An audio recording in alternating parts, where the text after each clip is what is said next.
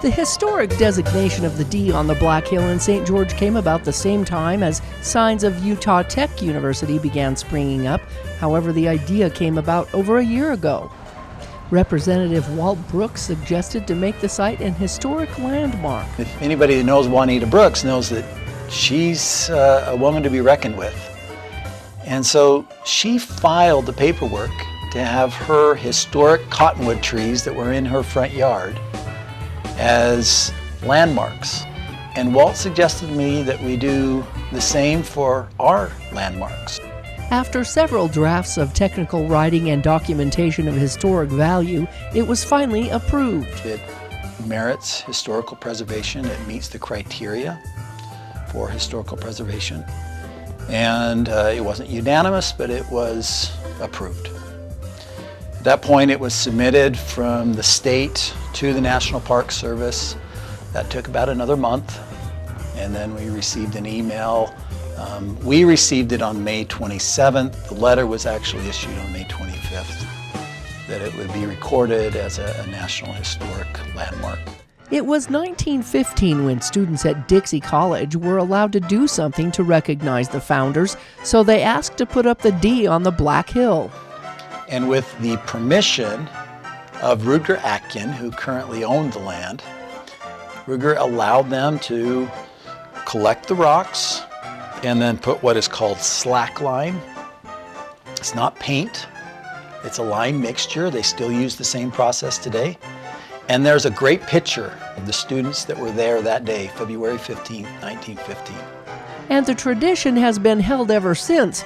Each spring is recognized as D Week on campus. I'm really happy that our institution is still going to carry on that tradition of the great race and the other great things that we do during that week. And it will still be called D-Day and D-Week, and it'll culminate with going up on the hill and spreading the lime paint and around the rocks and refreshing that. And while lights have been added to the letter for special effects, it still holds traditional value. Commonly, you'll see them still light up as a D when there's a win from one of our athletic teams. And also during D Week, it's lit up in the red. The rest of the time, most of the time, you'll see it in the white. But it could be any color that they'd like, and they'll continue to keep that just the way it is. Currently, the D on the hill is owned by the University Alumni Association, as it was deeded to them in December of 1949. It's been on the books as deeded to and owned by the Dixie College Alumni Association. The Alumni Association is part of and is governed within the university, so it is considered university property. The property site is less than about an acre in size. Wells said while landmarks don't prohibit the removal or change of the property, it does certainly make it more difficult. This is a harbinger of what the university is going to do to maintain, honor, and remember the heritage of this institution. This is not just a token. We know where we came from. Yes, our name has changed, but we understand that there is great history behind this institution, and we want to maintain that. With 6 name changes at the college over the years, signs around campus and beyond are once again changing to reflect the new name of Utah Tech University. Wells said Utah Tech University supports businesses with the Dixie name inside the area for many reasons. It means the Dixie spirit. It means historical significance. It is important that we recognize the history of the great men and women that made it possible to really create a community in a desert and tame the elements to do so.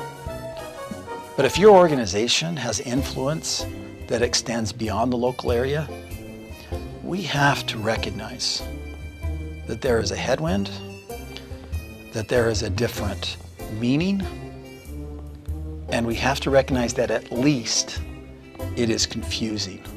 While the campus will still reflect the name Dixie, Wells said they are also working on another historic designation for the Dixie name on the sugar loaf.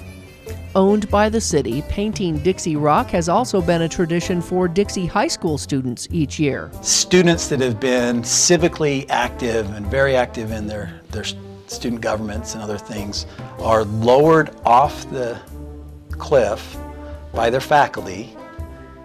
They don't use rappelling equipment. They literally tie them up, they drop them off the cliff, and they have the honor of painting, refreshing that Dixie each year. And I still remember it. I got to paint right at the middle of the X where the two lines cross, and I thought, that's my spot. Dean Wells said in his research he found that hillside letters are only common in the western United States, and only 2, one in California and one in Oregon, are registered as historic registered sites. Now that the D on the hill has been listed on the National Historic Registry, it's the only hillside letter that's listed on that registry in the state of Utah. In kind of the final moments of defending the proposal, Corey Jensen from the State Historical Preserve said that he expects to get similar proposals from the University of Utah with their Block U and from BYU as well. Both of those actually predate the Dixie. They were built in 1906, but he expects that they'll probably submit the same proposal. Wells encourages the community to get behind the Utah Tech name change using that same Dixie spirit. Help us build and keep the traditions, even if it's under a different name, because we have to recognize that we live in a world where the name Dixie, it means something very different within our community than without our community. We want you back. In St. George, Melissa Anderson, Community Education News.